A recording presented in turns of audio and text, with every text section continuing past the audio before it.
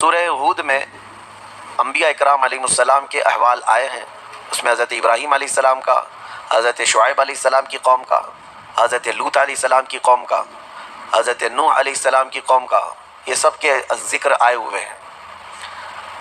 ایک بات یہاں پر ملتی ہے کہ حضرت نوح علیہ السلام کی قوم پر جب عذاب آ رہا تھا، 950 سال تبلیغ فرمائی حضرت نوح علیہ السلام نے، اور ان کی قوم سرکش رہی. اور آپ جب ان کو ڈراتے عذاب الہی سے تو وہ مذاق اڑاتے ہیں. فَأْتِنَا بِمَا تَعِدُنَا، جس چیز کا تم وعدہ کرتے ہو لا کر کے دکھاؤ عذاب کیسا ہوتا ہے. تو حضرت نوح علیہ السلام نے اللہ کی بارگاہ میں عرض کیا کہ مولا یہ میری ہر گھڑی ہجو کرتے ہیں اور چیلنج کرتے ہیں عذاب کے لیے. تو اللہ تعالیٰ نے فرمایا نوح تم اپنی کشتی بناؤ سوکھے میں، جبکہ کوئی آس کے پاس میں کوئی ندی دریا نہیں ہے، لیکن کشتی بنانے کا حکم ہوا. آپ نے ایک بہت بڑے سائز کی کشتی بنائی جس میں صرف ایمان والے سوار تھے، اور ہر جانور جتنے بھی اس وقت موجود تھے ان جانوروں کا ایک ایک جوڑا اس میں لے لیا گیا تھا. 3 منزلیں کی وہ کشتی تھی، لکڑی کی بنائی ہوئی. اس وقت بھی ان کی قوم مذاق اڑا رہی تھی نوح علیہ السلام کے متعلق کہ ان کا دماغ نکل گیا ہے، ذہن توازن کھو گیا ہے، یہ سوکھے میدان میں اتنی بڑی کشتی بنا رہے ہیں، آخر اس کو اٹھا کر لے جائے گا کون سمندر تک اگر ان کو جانا بھی ہے سفر پہ تو. لیکن اس کے بعد وہ دن آیا جو عذاب الہی کا تھا. بارش شروع ہوئی، اور بارش کے متعلق قرآن میں اللہ فرماتا ہے ہم نے آسمانوں کے سارے دروازے کھول دیے اور زمین کے سارے سوتے پھاڑ دیے. زمین بھی پانی اگل رہی تھی، آسمان بھی پانی برسا رہا تھا، یہاں تک کہ پانی بھرتا گیا، روئے زمین پر کوئی پہاڑ بھی باقی نہیں رہا جو ڈوبنے سے باقی رہا ہو، سب ڈوب چکے تھے. اب اس میں حضرت نوح علیہ السلام کی بیوی نافرمان تھی، کافرہ تھی. حضرت نوح علیہ السلام اللہ کے نبی ہیں، لیکن بیوی ان کی سرکش تھی، نافرمان تھی، کافروں کی مدد بھی کرتی تھی. اسی طرح لوط علیہ السلام کی بیوی بھی سخت بدکار تھی، گنہگار تھی اور کافرہ تھی. 2 نبیوں کا ذکر اس میں اس سے قبل بھی آیا، اور آگے بھی آپ دیکھیں گے کہ اللہ تعالیٰ نے ان دونوں عورتوں کی مثال بھی بیان فرمائی ہے 29ویں پارے میں. حضرت نوح علیہ السلام کی بیوی ان پر کبھی ایمان نہ لائی، اور ان کا ایک بیٹا تھا حضرت نوح علیہ السلام کا، وہ بھی آپ پر ایمان نہیں لایا. اب جب بارش آنے لگی بہت تیز اور پانی بھرنے لگا، کشتی تیرنے لگ گئی، تو ایک پدری محبت ہوتی ہے جس کو کہتے ہیں شفقت پدری، یعنی باپ کی محبت اپنے بیٹے کے لیے ہر ایک کے دل میں کچھ نہ کچھ ہوتی ہے چاہے کیسا بھی بیٹا ہو. تو حضرت نوح علیہ السلام پکارنے لگے اس کو کہ بیٹا آ جا میری کشتی میں تو بچ جائے گا. تو وہ ڈھیٹ بن کر کے اکڑتا رہا اور کہا میں اونچے پہاڑ پر چڑھ جاؤں گا، مجھے تمہاری کشتی کی ضرورت نہیں. اپنے باپ کے خلاف گیا. تو حضرت نوح علیہ السلام کو غم ہوا کہ میرا بیٹا میری مانتا نہیں ہے، میرے خلاف ہے. توجہ، اللہ کے نبی کو حکم کیا ہوا؟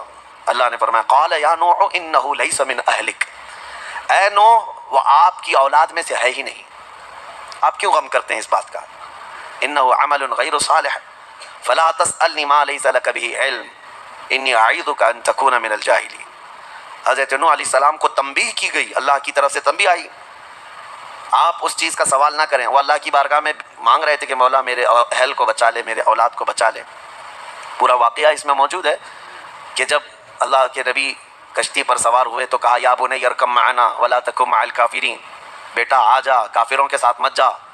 قال سآوی الی الجبل یعصمنی من الماء، میں اونچے پہاڑ پر چڑھ جاؤں گا، مجھے پانی سے کوئی چیز نہیں چھو بھی نہیں پائے گی.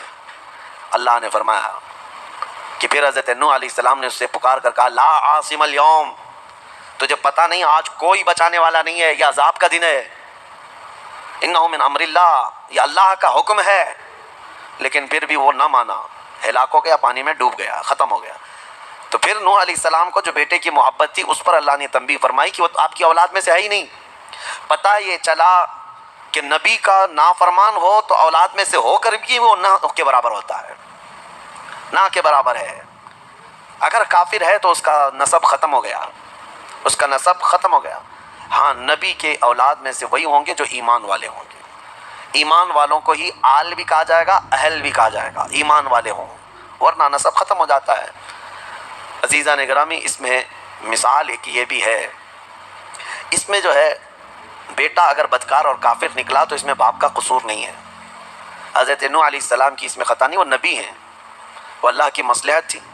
لیکن بسا اوقات ایسا بھی ہوا ہے کہ حضرت اکرمہ رضی اللہ تعالیٰ عنہ، جانتے ہیں آپ صحابی رسول ہیں، نبی پاک صلی اللہ تعالیٰ علیہ وسلم کے صحابی حضرت اکرمہ، عاشق بھی اور کئی جنگوں میں شرکت بھی فرمائی ہے. لیکن یہ بیٹے کس کے ہیں؟ ابو جہل کے. باپ ابو جہل ہے، دشمنی میں مر گیا حضور کے، لیکن بیٹا صحابی رسول ہے، نبی پاک صلی اللہ تعالیٰ علیہ وسلم کے سچے صحابہ میں سے۔ تو یہ جو معاملات ہیں دنیا میں چلتے رہیں گے، کبھی ولی کے پیٹ سے بدکار پیدا ہوا اور کبھی گنہگار کے اولاد میں اللہ صالحین پیدا کرے، یہ اس کی قدرت کاملہ ہے۔ اللہ کریم ہمیں نیک و صالح اولاد عطا فرما۔ اور سورہ یوسف کے متعلق قرآن کہتا ہے نحن نقص علیک احسن القصص، قرآن میں جو ہے 1/3 حصہ قرآن کا واقعات ہیں پچھلے امتوں کے، 1/3 اس میں پچھلی امتوں کے واقعات، پچھلے نبیوں کے واقعات عبرت کے لیے بتائے جاتے ہیں۔ لیکن ان تمام واقعات میں جتنے بھی قرآن نے بیان کیے، قرآن کہتا ہے سورہ یوسف کے شروع میں اے محبوب ہم آپ کو سب سے بہترین قصہ سناتے ہیں۔ اللہ فرما رہا ہے سب سے بہترین قصہ کس کا؟ یوسف علیہ السلام کا، پوری زندگی ہے ان کی اس میں، سورہ یوسف میں، ان کی پیدائش کے وقت سے لے کر، یعنی شروع سے ان کے احوال سے لے کر ان کے اخیر عمر تک کے احوال اس سورہ میں آ گئے۔ یوسف علیہ السلام بیٹے تھے یعقوب علیہ السلام کے۔ یعقوب علیہ السلام اللہ کے نبی ہیں جن کو اسرائیل کہا گیا ہے، جن کے نام سے آج اسرائیل ملک بھی بنا ہوا ہے، اسرائیل ان کا نام ہے، حضرت یعقوب علیہ السلام کا، اور انہی کے بیٹوں کو بنی اسرائیل کہا جاتا ہے۔ یعقوب علیہ السلام کے ٹوٹل 12 بیٹے ہیں، جس میں حضرت یوسف علیہ السلام 11ویں نمبر پر تھے، 10 بیٹے اور تھے، 11ویں نمبر پر حضرت یوسف علیہ السلام تھے۔ جب یعقوب علیہ السلام کے 11ویں نمبر پر پیدا ہوئے، ان کا جمال ایسا تھا کہ جو دیکھتا پلکیں جھپکانا بھول جائے، خوبصورتی اللہ نے کمال کی دی تھی یوسف علیہ السلام کو بچپن سے۔ اور جب باپ کا چھوٹا بیٹا وہ عزیز بھی ہوتا ہے، عام طور پر فطرت بھی ہے، اور یوسف علیہ السلام اخلاق میں بھی اور صورت میں سیرت میں بہت اعلیٰ تھے، باپ کے بہت قریب رہنے لگے۔ یعقوب علیہ السلام ہمیشہ یوسف علیہ السلام کو لے کر چلتے تھے۔ تو ایک دن یوسف علیہ السلام نے خواب دیکھا، اور وہ خواب سے ہی یہ سورہ شروع ہو رہا ہے۔ میں آپ کو بتاتا ہوں میرے عزیزوں، اللہ جس کو سب سے بہترین قصہ کہہ رہا ہے، یہ قصہ اپنے بچوں کو سنانا سب سے بہتر ہے۔ قرآن کا قصہ، قرآن کا واقعہ، اور کہاں لوگ آج چور پولیس کی کہانیاں، گڈے گڑیا کی کہانیاں، اور پتہ نہیں جل پری ہور پری کی کہانیاں